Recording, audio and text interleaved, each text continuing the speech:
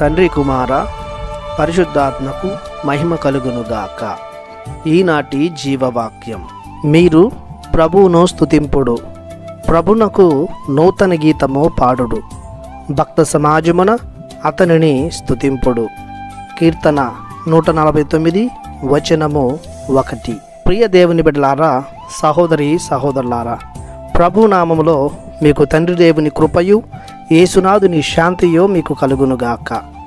స్తుతి అనగా పొగడడం, గౌరవించడం, ప్రేమించడం, దేవుని కార్యాలను కీర్తించడం. పరలోకములో దేవుని సాన్నిధ్యములో దేవుని నిత్యము స్తుతించుటకు దేవదూతల గణములు కలవు. అలాగనే భూలోకములో కూడా దేవుడు నిత్యము స్తుతించబడాలి.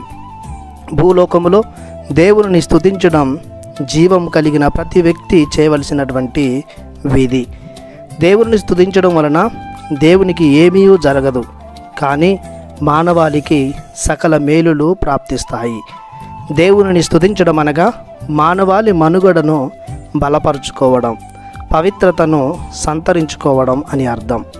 దేవుని స్తుతించడం వలన మానవాళికి అనేక లాభాలు చేకూరుతాయి.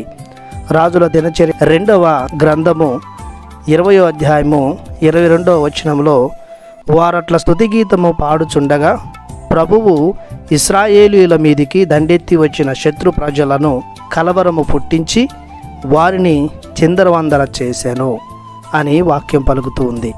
కీర్తన 5 వచనము 11లో, నీ నామమును ప్రేమించువారు నిన్ను తలంచుకొని ప్రమోదము చెందుదురు అని.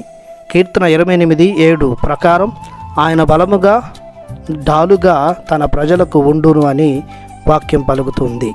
అలాగనే దైనందిన జీవితంలో తలెత్తే ఇబ్బందులను చాలా చిన్నవిగా కనిపించును మనం దేవుణ్ణి స్తుతించడం ద్వారా. అపోస్తలుల కార్యములు 16వ అధ్యాయము 25-26 వచనాల్లో మనం చూసినట్లయితే, ఫిలిప్పీ చెరసాలలో ఉన్న పౌలు శిలాసులు అర్ధరాత్రి అంతయు దైవస్తుతి గీతములు పాడుచుండగా ఆ చెరసాల పునాదులు కంపించి తలుపులన్నీ తెరుచుకొనెను. ఆ విధంగా దేవుని స్తుతి చేసిన ప్రతి భక్తుడు దేవుని మేలులను పొందుకొనెను. స్వస్థతలు, విడుదల, ఆనందం, ఆయుష్, బలం, నూతన జీవం దేవుని స్తుతి ద్వారానే కలుగును.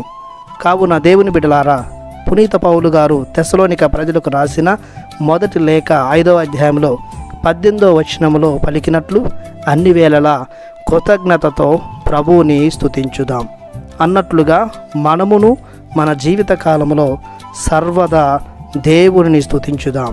ఆ భగవంతుని దీవెనలను, మేలులను నిత్యము పొందుకుందాం. ప్రార్థించుదము. మహాగణుడువైన మా దేవా, మీకు మా వందనం.